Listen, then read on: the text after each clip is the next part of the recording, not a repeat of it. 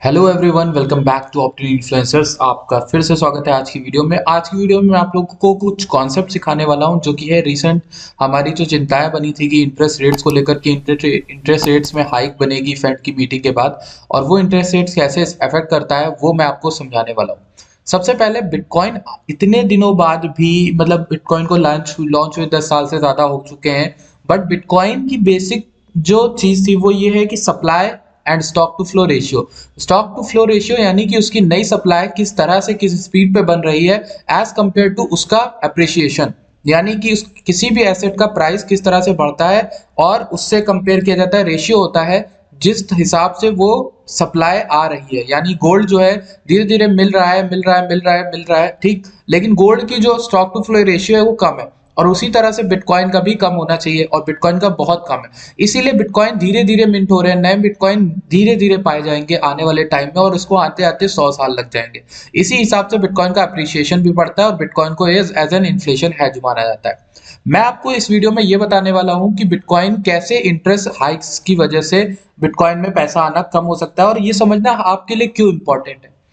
अब वीडियो को शुरू करने से पहले मेरी आपसे एक रिक्वेस्ट है, अगर आप पहली बार चैनल पर आए हो तो चैनल को सब्सक्राइब करे बिना बिल्कुल भी मत जाना। यहाँ पर हम क्वालिटी कंटेंट लाते हैं। ऑल्दो रिसेंट के दिनों में हमारे ग्रोथ काफी धीमे हुई है, बट फिर भी हम धीरे धीरे जाएंगे, पढ़ाते हुए जाएंगे, लोगों को सिखाते हुए जाएंगे जहां भी पहुंचेंगे। अगर आपको क्रिप्टो टेक्निकल एनालिसिस सीखना है तो उसका कोर्स यूडेमी पे अवेलेबल है, जिसका यहाँ पर प्राइस दिखा रहा है इतना आपको नहीं दिखाएगा, बहुत सस्ता मिल जाएगा। और अगर सेल वेल चल रही होगी तो आप चेक जरूर करना, डिस्क्रिप्शन में लिंक है। 327 स्टूडेंट्स ने ऑलरेडी एनरोल किया है। इसमें बेसिक क्रिप्टो एनालिसिस सिखाई है मैंने, टेक्निकल एनालिसिस। और अगर आपने अभी तक हमें ट्विटर पे फॉलो नहीं किया तो डिस्क्रिप्शन में उसकी भी लिंक मिल जाएगी, वहां से जाके ट्विटर पे फॉलो कर लीजिए। अब बात करते हैं हम बिटकॉइन के मैक्रो इकोनॉमिक इफेक्ट के बारे में। यानी जब भी हमेशा फेड की कोई मीटिंग होती है या यूरोपियन सेंट्रल बैंक, दो तरह के बैंक है जो मेन है। पहला बैंक है फेडरल रिजर्व बैंक एंड दूसरा है यूरोपियन सेंट्रल बैंक। इन दो बैंक्स के वजह से, इन दो बैंक्स के जितने भी मीटिंग्स और नतीजे होते हैं उनकी वजह से बिटकॉइन में हमें आज भी इफेक्ट देखने को मिला है, जबकि ऐसा नहीं होना चाहिए, क्योंकि बिटकॉइन को बनाया इसीलिए गया था ताकि उसको उस पर किसी भी एक्सटर्नल पार्टी का इन्फ्लुएंस ना हो और उसकी एक कांस्टेंट वैल्यू बने, कांस्टेंट मॉनेटरी मीडियम बना रहे। लेकिन ऐसा कई बार देखा गया कि जब भी फेड कोई ऐसा फैसला लेता है जिसकी वजह से डॉलर पे यानी यूएस डॉलर पे इंपैक्ट पड़ता है, तो उस डिसीजन की वजह से बिटकॉइन पे भी इंपैक्ट पड़ता रहा है। यह ऑब्जर्व किया गया है Fed rate hikes in 2018 that supported the dollar and lowered bitcoin. यानी डॉलर की वैल्यू बढ़ाई जाती है और इसी चक्कर में बिटकॉइन की वैल्यू गिरती है। इसका परफेक्ट चार्ट जो है मैंने खोल के रखा है यहाँ पर आप सभी के लिए। मैं आप लोग को एक पॉइंट समझाने वाला हूँ, वो है यहाँ पर। अगर मैं आपको 2018 का चार्ट दिखाऊं, 2018 से ये यूएस का इंटरेस्ट रेट है और ये है बिटकॉइन। अगर मैं 2018 का चार्ट दिखाऊं, ये 2018 हमारा स्टार्ट हुआ यहाँ से, और यहाँ से आप देखोगे यहाँ तक प्राइस जो है 2019 तक बढ़ता रहा था, यानी प्राइस नहीं, सॉरी, यहाँ पर इंटरेस्ट रेट बढ़ता रहा था। ये हमारा इंटरेस्ट रेट है, ठीक। जैसे अगर आप देखोगे ये हमारा इंटरेस्ट रेट यहाँ पे 2018 के समय का, ठीक, इतना पार्ट है। और यही इतने पार्ट पे अगर मैं मूवमेंट करूं तो 1 दिसंबर 2017 यानी 18 से मार्च के और यहां तक लेकर 2019 तक पूरा यहां से बिटकॉइन का डिप्रिशिएशन हुआ था। इस जगह पे बिटकॉइन नीचे आता रहा था, आप देखोगे कितना नीचे गया था। और इस इफेक्ट को ही हमने कहा था इंटरेस्ट रेट का बिटकॉइन पे इफेक्ट। और ऐसा कई बार देखा गया है, यहाँ तक कि हमने ये भी देखा है कि बिटकॉइन और स्टॉक्स में भी हमें देखने को मिला है कि कोरिलेशन बना रहता है। और आने वाले टाइम में मेरा क्या मानना है कि जो 2022 है उसमें इन्फ्लेशन, सॉरी, इंटरेस्ट रेट जो है वो बढ़ाने की बात की जा रही है। यानी अगर ये बढ़ाते हैं, अगर इंटरेस्ट रेट वो लोग बढ़ाते हैं तो क्या होता है, मैं आपको अगर समझाता हूँ, जाहिर सी बात छोटे से एग्जांपल से। मान लीजिए इंटरेस्ट रेट बढ़ जाते हैं।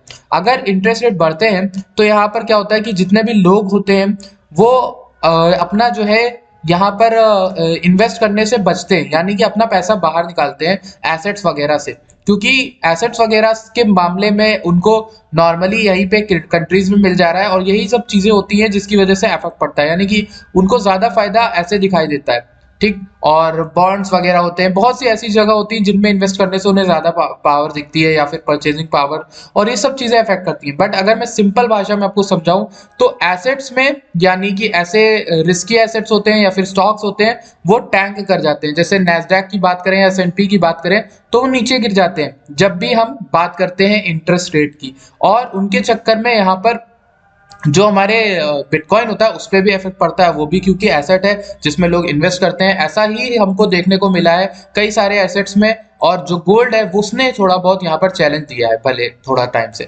तो ये हमारे दो चार्ट हो गए, इंटरेस्ट रेट की इफेक्ट बताया। आज मैं बात करने वाला था एक और कॉइन के बारे में जिसकी बात कल मैंने करनी थी, पर कल मैं भूल गया वीडियो रिकॉर्ड करते समय ही। एससीआरटी की बात करनी थी। एससीआरटी का हमने ऑप्ट-इन मेंबरशिप में, ऑप्ट-इन वर्स में समझाया था कुछ। वो था एक ये लेवल था 4.9 से 3.7 के आसपास आई थिंक।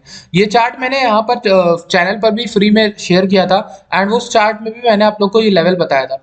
कल जो एससीआरटी है, कल या परसों आप कह लो डेली चार्ट में, एससीआरटी इस लेवल में मंडरा भी रहा था और भी थोड़ा ऊपर गया था। आज गया था 5.3 तक। यानी कल ये जो था वो कल 3 फरवरी को ये 4.7 था और आज ये 5.2 गया था। तो काफी अच्छा यहाँ पर प्रॉफिट शॉर्ट टर्म ट्रेडर्स बना लेते होंगे। बट करेंटली ये जो लेवल है ना, ये बहुत अच्छा सपोर्ट है, इसलिए पहली बाइंग आपकी यहाँ पर बनती है। और इस रेंज में बाइंग करनी है ना, तो इसके मिडल में एक करना, एक इसके नीचे करना, यानी 3.8 के आसपास। पहली बाइंग आप करना है यहीं पर, समझ रहे हो ना बात को। आप पहली बाइंग यहीं पर कर लेना 4.9 के आसपास, दूसरी बाइंग आप 4.3 4.4 के पास करना, और तीसरी जो फाइनल बाइंग होगी वो 3.8 के पास करना। आपको इसका टारगेट अगर रखना है तो आप वीक्स या फिर मंथ्स लेकर चलो। वीक्स मुझे लगता है थोड़े हफ्ते ही लगेंगे, लेकिन आपका टारगेट जरूर अचीव हो, क्योंकि एससीआरटी जो है प्राइवेसी बेस्ड टोकन्स में नंबर 1 पे आता है। मतलब मेरे हिसाब से मैं इसे नंबर 1 पे रखता हूं कि अगर रैली होती है तो प्राइवेसी में एससीआरटी जो है बहुत ऊपर जाएगा, और इसी वजह से प्राइवेसी में एससीआरटी आपको अच्छा खासा टॉप गेनर प्रोजेक्ट आपका बन सकता है अगर आप इसको रखते हो अपने पास। तो ये चीज आपको याद रखनी है कि SCRT is a long term gem, और इसको रखने से आपको बहुत ज्यादा फायदा मिलेगा, because crypto is all about privacy. अगर मैं शॉर्ट में बताऊं, बहुत ऐसे तो बहुत चीजें हैं समझाने को,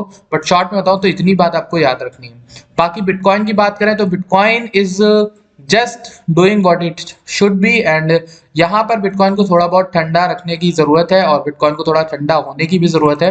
नीचे बिटकॉइन आ सकता है, थोड़ा बहुत और आएगा, और बीच बीच में आपको लेवल्स और वेव्स देता जाएगा। आपको पता है ना, prices always moves in waves, यानी कभी भी कोई चीज सीधे नहीं टैंक होती, गिर जाए, और कभी कोई चीज सीधा नहीं उड़ जाती है, उसमें हमेशा वेव्स आती है। आप चाहे देखो ये वेव्स, देखो ये देखो सिंपल वेव्स है। पहले नीचे गिरा था, फिर ऊपर गया, फिर नीचे गिरा, फिर ऊपर गया, फिर नीचे गया, फिर ऊपर गया, फिर नीचे गिरा, फिर ऊपर गया।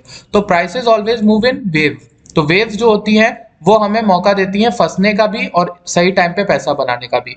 अगर एक वेव की बात करें तो एक ट्रेंड लाइन छोटी सी यहाँ पे बनी हुई नीचे की ओर, एक ऊपर वाली बनी हुई है।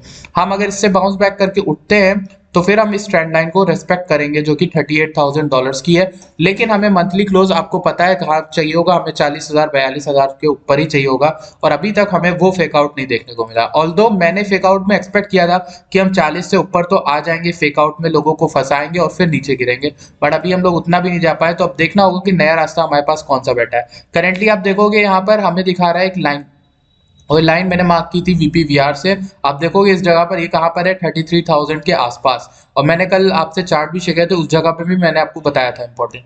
तो यही सब है आज के चार्ट में, और आई होप आपको पसंद आया हो। बिटकॉइन करेंटली अभी बोरिंग जोन में है, तो थोड़ा बहुत अपने बिटकॉइन को होल्ड करो, अपने बिटकॉइन को पिक करते रहो। मेरा यही कहना है कि बिटकॉइन को जितने लोग पिक करेंगे उतना ज्यादा आपका फायदा होगा, क्योंकि एवरेजिंग इसी समय की जाती है। वेल्स तो कर रहे हैं, क्या आप कर रहे हो एवरेज? आप अपने प्राइस को क्या एवरेज कर रहे हो? आपको बिटकॉइन यहाँ पर नहीं लेना है, इन टॉप्स पर नहीं लेना है। ये होते हैं टॉप्स आरएसआई पर, मंथली या वीकली में देख लो। आपको बिटकॉइन यहीं तो पकड़ना है, जब आपको बिटकॉइन 50 से नीचे मिलता है कहीं पर भी, बिटकॉइन आपको यहाँ पर तो पकड़ना है। आप देखोगे बिटकॉइन बाइंग जोन्स में है अभी भी, यहाँ पे सिंपल है यार। आरएसआई तो सभी को आता है, जो भी लोग नए आते हो क्रिप्टो में उन्हें आरएसआई तो मालूम है ना। बाइनेंस में ही आरएसआई लग जाता है, वजीरेस की ऐप में ही अब तो आ गया। सिंपल आरएसआई लगाओ वीकली में और बाय कर दो आंख बंद करके, अगर बॉटम में दिखता है तो। सिंपल बुलिंजर भी दिखा रहा है, आप अगर अभी भी लेते हो तो आप अगले 6 महीने में बहुत बढ़िया प्रॉफिट में होगे, मेरा मानना यही है। Thank you so much for watching this video. आपको अगर वीडियो अच्छी लगती है तो please consider following us on Twitter and Twitter Telegram पर भी। और अगर आपको ये कोर्स लेना है तो आप इसको देख लीजिएगा, डिस्क्रिप्शन आपको लिंक मिलेगी। मैं मिलता हूं आपसे नेक्स्ट वीडियो में। Thank you so much for watching this video.